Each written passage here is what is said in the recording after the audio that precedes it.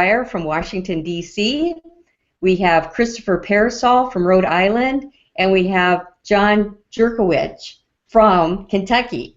And they're going to be answering 3 questions as we go on. But today's show is really about high vibe food, high vibe you, and why we want to eat more high vibrational foods.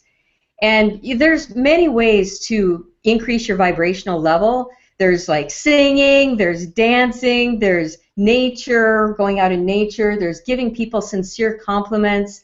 And it's not just hippie talk, though. There's scientific evidence that shows that there's a direct correlation with high vibrational foods and how we feel. So first of all, what are some low vibrational foods?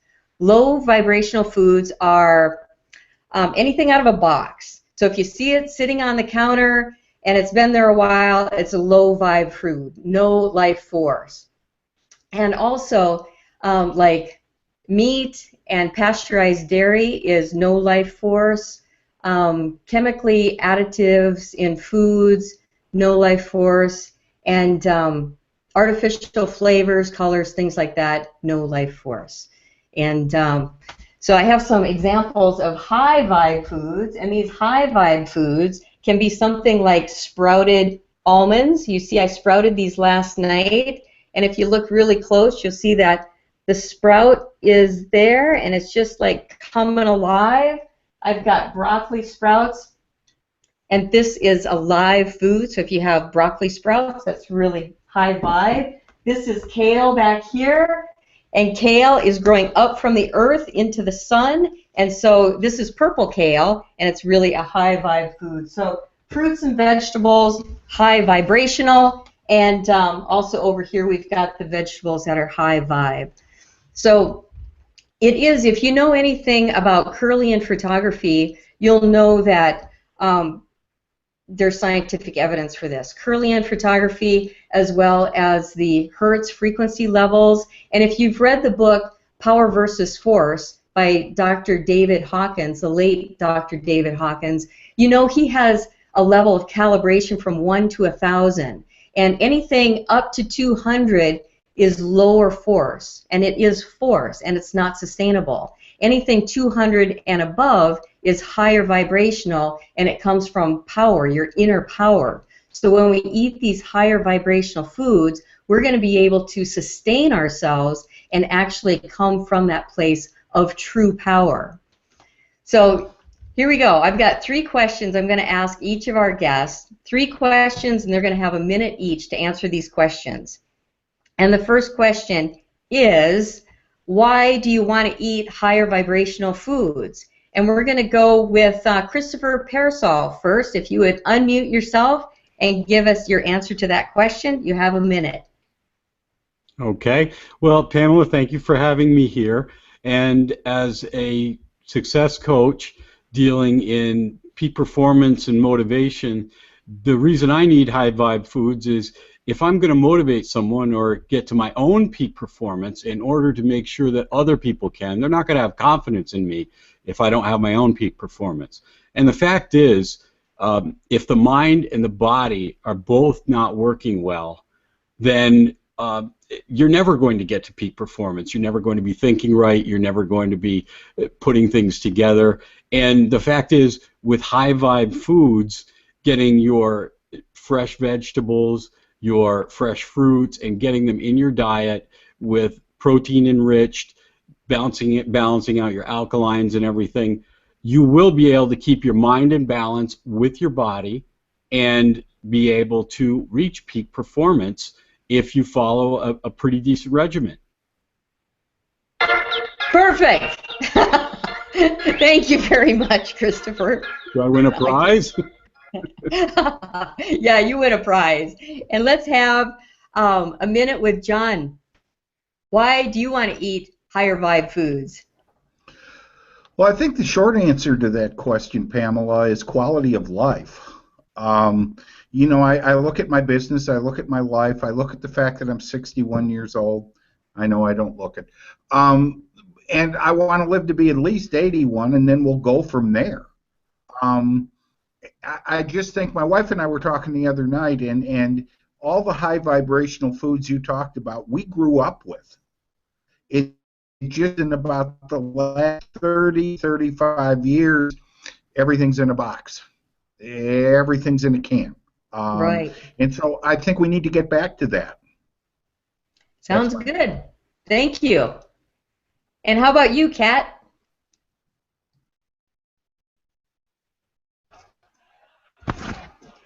Sorry, I've been trying to multitask and respond to the comments. Folks are coming on and they're excited. So yeah, I am an entrepreneur, Water Citizen Media, and have been really pushing it the last year, especially last couple of years, to try to launch this company and thinking of, well, you know, I'm just sort of making some sacrifices. I'm you know, putting everything into trying to get this company going and not investing in proper food and you know, the money for a good diet, for exercise, for more sustainable lifestyle, as well as the time and just the effort. And you know, we'll get up first thing in the morning and I turn on the laptop and I keep pushing through until late at night and eat processed food that's cheap and you know, in a box and keeps me from getting hungry. But it's got health impacts. Right. So you want to maintain your health. Yeah. Yeah. Okay, cool. Thanks, you guys. And the second question is, I'm really curious about this too. It's like, what challenges are you facing? Because most of us have been raised in a society where it's fast and convenient. And growing up, for me in the 60s, 70s, it's just like there was this feeling of it's drudgery if you're in the kitchen. And so I think we've all been brainwashed into eating these unhealthy foods. And what are some of your biggest struggles with eating a healthier diet? Christopher, you want to go? Sure. My biggest struggle has been the fact, one, that we've been indoctrinated into all these fast foods. I mean, after a while, your taste buds get used to it. You get used to, you know, going down to McDonald's and grabbing a burger, and if it gives you enough sustenance to keep you going, that's just what you're used to. And the fact is, we get used to things like taste, and our taste buds get adapted to different things. And the fact is, I'm picky when it comes to eating. And frankly, you know, some of the things, vegetables, I don't like a lot of the taste of some of them. So the challenge has been getting over the very fact that the things that are best for me may not be the things that my taste buds are accustomed to. And I've also got to figure out which ones are good for me and how do I get over this taste problem in order to get where I want to be. Yeah, and that does take a little bit of time. I remember when I first started with this diet, none of these things tasted good to me. Like, these are Brussels sprouts. I would run away from these. They didn't taste good at all. But now my taste buds have changed so much that I'm really like craving stuff like this. So it is a matter of sticking with it long enough and then really training your taste buds. And pretty soon you really taste the flavor of the food. Whereas otherwise, I think we're just really so used to the other stuff, we don't taste the food anymore. So thanks for sharing your struggles, Christopher. And let's hear from you, Kat. So, other than putting butter on everything, that's one way to address the taste issue, I think. But knowing how to prepare the food is definitely a piece of it, and just concerned with the weight of things. You know, I have to carry things home from the groceries. It's easier if it's dried, and all I have to do is add water when I get home. Definitely the cost, and not just the cost, but whether things get wasted. If I spend money on food and I don't know when I'm going to eat it, because, I mean, that's a big part as an entrepreneur. I don't have a set schedule. My schedule may shift from day to day depending on whether somebody gets back to me, a new opportunity, whatever. I don't know that I'm going to have dinner at 6 o'clock every day. So I'm not going to be shopping for dinners at a set time. I'm not going to be putting aside time to prepare dinners. So how do I know if something is only going to last in the fridge for a couple of days? That's a concern. And it is good to know which foods last longer, like spinach and cucumbers, things like that. They don't have a very long shelf life or in the refrigerator. So if you eat those sooner, something like this kale back here is very hardy and it's going to last longer. And there's something like green bags where you can really prolong the life of your fruits and vegetables in the fridge. And another thing is, like, just eat them. You know, I have this smoothie that I call what's left in my fridge smoothie. And everything that's like been in there a while, if you have a high-speed blender, you can throw it in there and make yourself a smoothie so that you don't have to throw it away. And I remember in the beginning, I wouldn't buy any of this stuff because I didn't know when I would eat it.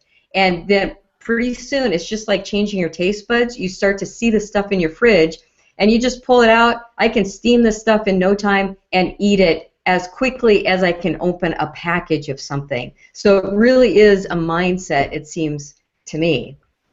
But yeah, I know what you mean. Nobody likes to waste, you know, expensive food. When I went to the grocery store right before here because I figured, oh, I should get some veggies. This I know I'll eat because it's green, but it's packaged. And then I also found a whole bunch of things on sale, like pasta and canned tomatoes and stuff that I end up throwing in my bag because I know I can stretch it. I know that will last me several days. So if I could figure out how to do that with food that is going to keep me from having injuries and health kind of stuff, I'd be all for it. There you go.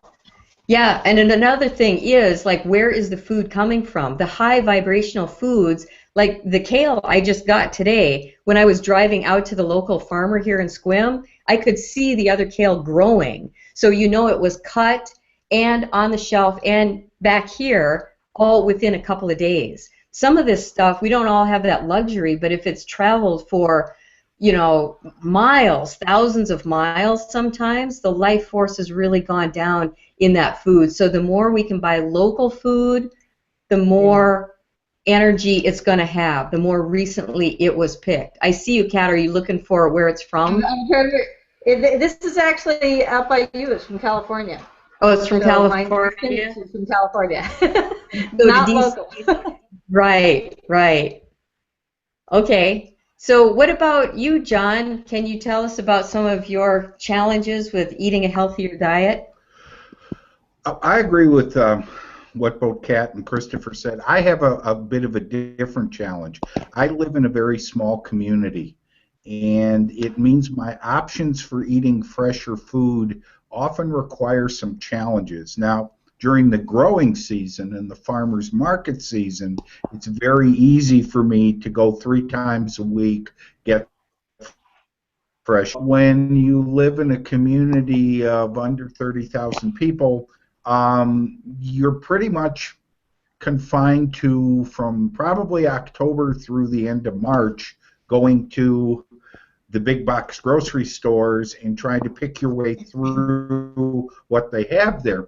It's not impossible, but it's a challenge. And very often I listen to people talk who live in LA or Chicago, St. Louis, DC, and there's more options available. You can go to different places and get different things. And with the challenges the other 2 speakers talked about, I have the same thing, but I think there are a number of people in the situation I'm in that are in smaller communities that if they had hair, they'd scratch it, okay?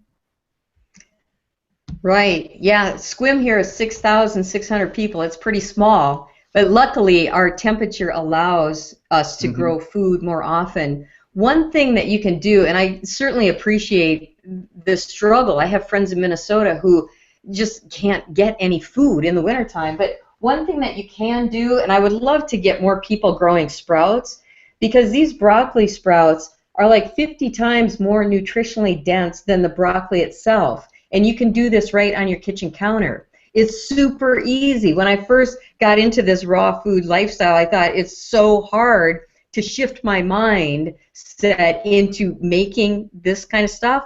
But after you get into it, it's just merely soaking it and then rinsing it a couple of times. Then you have these broccoli sprouts. So it's sort of like I think about Steve Jobs. His vision was to have an Apple computer in everybody's home, and that was in my lifetime, right, where this wasn't, happening. But now it's like my vision is I would love to have everybody have broccoli sprouts growing on their kitchen counter, so at least you get a little bit of live food. I mean, the life force in these is really high. So it's one thing you can do. And I think I'm not 100% raw, but I think if we can at least get to 51% raw and at least eat those things that are in season. You know, it used to be like we'd want oranges when they weren't really in season anywhere, and then they were just on the shelf for so long. So how about solutions? What have you guys done to, kind of break the old mindset? Like Christopher was saying, we're in this indoctrinated world of eating a different way. What are some solutions that you found that have worked for you? And I know, Christopher, you got one. Let's hear from you. Well, my solution actually came from you, and you know it. Was I don't like spending time. It is drudgery in the kitchen for me. I have so many things to do that I don't want to spend the time cutting up vegetables. I don't want to spend the time doing all the things that are necessary to make, I guess, what would be considered a proper meal. I've been used to fast food for so long, but in being, on a show with you, with Melanie McDonald, you were questioning me, and I said, well, I'm used to fast food and everything, and you suggested, have you thought about shakes? And I said, no, I haven't thought about shakes, and you gave me the idea because I think of shakes in my mind as I'm spoiling myself. I think of a chocolate shake. Well, my mindset is already there. So if you introduce me to a blender which does all the high-speed stuff, and you could take it out of the refrigerator and pretty much put it in a good high-speed blender, and it will blend it all up. If you can get the right mixture of things, you can get all the healthy stuff with the nutrient-dense things in there and have them. And as a result, I mean, I've been having shakes now for weeks since that show, and I've lost 20 pounds. And I feel like I've been spoiling myself. Yeah, isn't that awesome? And I think on that show I was talking how I started, and I would run from the salad bar. I didn't like salads at all, but I would start with some chocolate hemp milk, put a frozen banana in there, and I put in some spinach. And then pretty soon my body was wanting more of it because it was like this high nutrient dense food that my body started to crave. But in the beginning, I had to kind of trick myself and put it in with, higher fruit content and less vegetables. Now it's like more vegetables, less fruit. Yeah, and because of what you said, I found that it's actually, once you start making a few combinations of things, it's very easy to hide the nutrient-dense things that maybe your taste buds wouldn't want to taste in something like, a vegetable that may not taste great to you but is great with nutrients. Put it in with the other nutrient-rich foods with, like, fresh berries or fresh mango or apples or what have you, and blend it all up. I do it every day now. It's quick and easy. I've got more energy. I require less sleep. I've got the best weight I've had in 20 years, and I'm completely thrilled. So getting the knowledge about it, and I'm still learning more about the microgreens and where to get nutrient-dense foods and which ones are best. Right.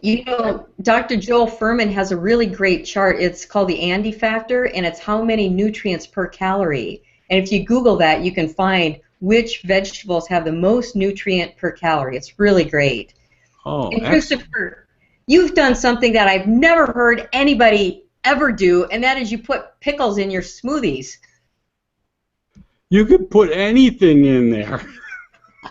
As long as your blender can handle it, you can, if you needed to get rid of an ex-wife, you probably could, but you'd have to do a piece at a time. But literally, I've put in peas, I've put in green beans whole, and it's amazing. Some of them taste like a meal. Right, and some people I've heard even put avocado pits in there. It's amazing, but if you have a high speed, Vitamix or Blendtec, it will actually grind that up. Crazy. Oh, yeah. Okay, so let's hear from John. How about you? Any solutions that you and your wife have come up with to eat healthier? Two. The one is listen to your body, and I think that's really, really important. And kind of coupled with that, I have recently been reading kind of a nutritionist guru by the name of Kathy Freston, and she talks about leaning in. Okay? That a lot of the reason we fail in going into a healthier lifestyle is because we try to do it all at once. And she suggests that you take the steps and lean.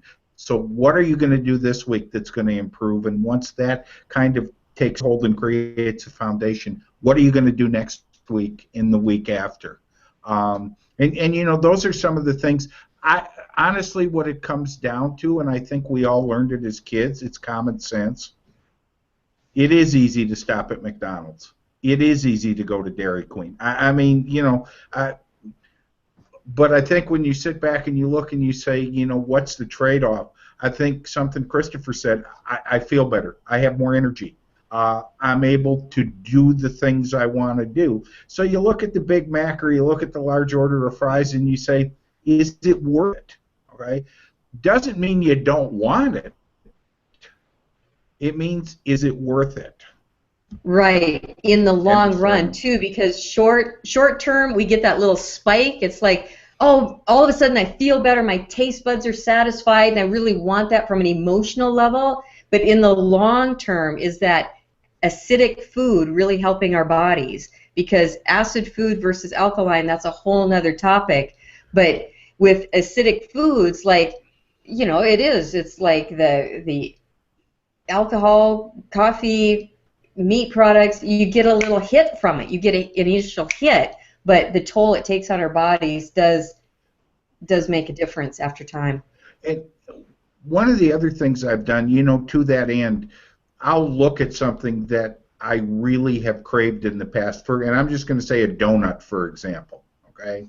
And what I'll actually say to myself is, how you're going to feel an hour from now if you eat that. And just kind of close my eyes, and it's kind of negative reinforcement, but it's kind of like you're going to feel sluggish, you're going to feel burpy and gassy, you're just going to feel miserable. Why eat the damn donut, okay? Right. Another thing you can do is drop it in water and see what happens to it. Another friend of mine would do these experiments where she would take all this stuff and stick it in a nylon, a nylon. She just cram all this McDonald's and stuff in there and then just see what it looks like. And that's kind of what it's looking like in our guts. So for me, it's like I watch documentaries of certain things. That helps a lot to really go, I just don't want to eat that, And some people do it a little bit at a time. Like you were talking about Kathy Freston. She's got a wonderful program for leaning into it. And she's a vegan, and she goes, just eliminate one animal at a time. So if you want to go that route, that's one thing you can do, is just eliminate one thing at a time. Other people, like me, I'm kind of like this personality who hears something, I want to do it. I saw a documentary, and after that documentary, I just said, that's it, I'm done. And it also helps to have a support group, too, because I was working out with a friend of mine. She went vegan, and I'm like, oh my gosh, that's pretty hardcore. But when I did it, I was like, I don't want to go downstairs to the treadmill next to her saying, well, I messed up today. So after 21 days, my taste buds had shifted so much that I honestly didn't want any of the stuff.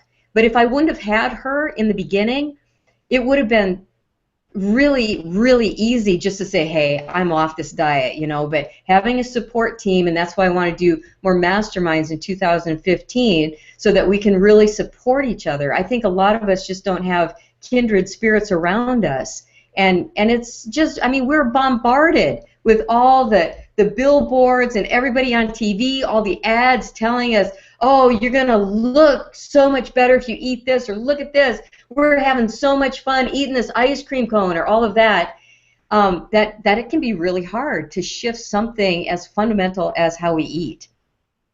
So let's hear from you, Kat. Wow, you bring it up all my trigger points here. And obviously, yeah, having that support, having those masterminds is absolutely brilliant. And, you know, part of where I am is I get too much information. You know, I am doing a media and education company related to water and sustainability, so everybody wants to tell me, you know, what's wrong with the water, what's wrong with our diet, what's wrong with the food, what's, you know, everything. And I've got to, you know, process all that as an editor, publisher, educator, and for myself. And one of the things that I've been dealing with this year is I got laid up with back spasms a couple of weeks ago, and spent a couple of weeks counting ceiling tiles, which, you know, was very debilitating. Certainly didn't get any work done, and it could have been a stroke. It could have been a heart attack. It could have been some other major disease, you know. And I used to be very, and still am somewhat in tune with my body. I used to be an athlete. I cut out a lot of, you know, sodas and stuff like that a long time ago because I could feel it instantly in my muscles, in my performance, and it just, you know, it's a lot to say, okay, yeah, I know I need to change something, but I need to come up with something that will work for me, that I can wrap my head around, that I can wrap my habits around. Something, obviously, I need to invest in a blender. That will be probably worth. Yeah, I mean that's an easy thing. If you ask pretty much anybody, they will say they love their high-speed blenders. They wouldn't give it up for anything. And you were saying that part about, yeah. Yeah, and that comes with time too. In the beginning, I looked at recipes and did all that. After a while, like Christopher said, you just start throwing everything in, and it's going to turn out okay. If you have enough fruit in there and you put some veggies in, it'll be okay. Yeah. But you were talking about. I ventured throwing in berries. We've been joking on the comments about that I can eat any vegetables if I throw in enough butter and garlic, you know, which is cooked, obviously. But, you know, I guess with the berries, if you throw in a bunch of berries, you're going to cover the taste of everything. That's right. And one thing I wanted to comment on was the fact that you said everybody's telling you what not to do. And that's one of the reasons I went to culinary school, is because I saw a lot of things growing up on a farm, right? But I didn't want to tell people the truth about what was really going on. And so I thought, why not just learn how to create some really amazing, fantastic meals that are so colorful, so full of texture, so alive, and so enticing, and so delicious that people would just say, hey, I'm not missing anything if I go and I eat some of this food. So I like to focus more on what I can have versus what I can't have.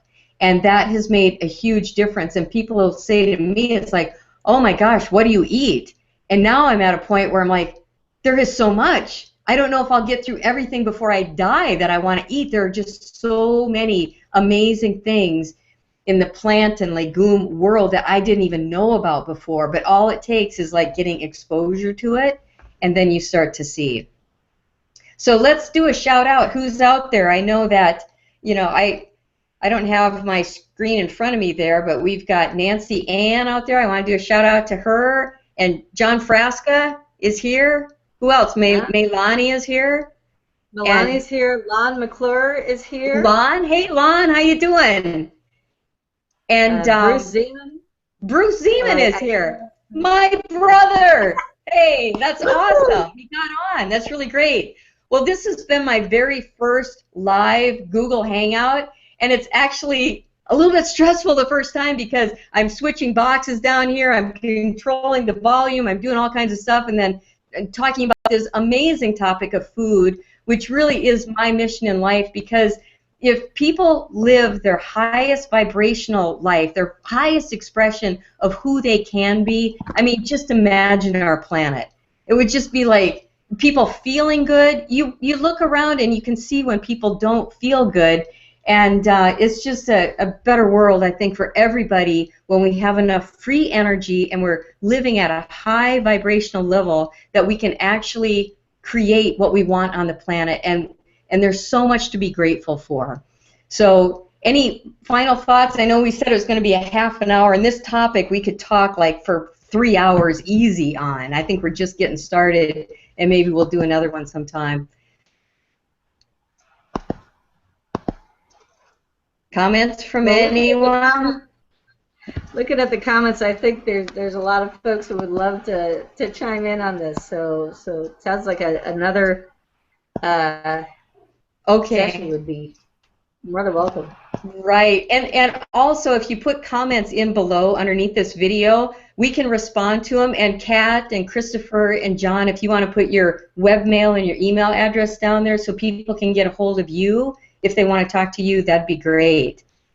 So again, I have a 6-week series starting January 14th, and it's all going to be about vibrant living. If you want more details on that, just put your name down in the comment section or circle me on Google+, and I'll make sure that you're notified. So I want to give a huge, huge, huge thank you to you three who came on this panel with me and you're just kind of diving into the Google+ world and exploring what we can do. It's so amazing. Me out in this little town on the Olympic Peninsula, you on the East Coast, different time zones, and connecting with my brother and other people out there. It's really amazing technology. So I think the more we can support each other in this new world that is happening, I think it's awesome. I mean, possibilities are really endless. So thank you, and we'll see you next time. I don't know if we're going to do another one. I think the next time it's going to be like on my 6-week series. I'm going to have a conversation with different authors and different people coming in, so it's more of like a one-on-one conversation. It kind of threw me a little bit to have, you know, a lot of stuff going on in the film strip down there, but the main thing is that we want to get this message out to as many people as possible so that we can live the best life we can. Okay, so thanks again, everybody. See ya. Thanks, Pamela. Thank you.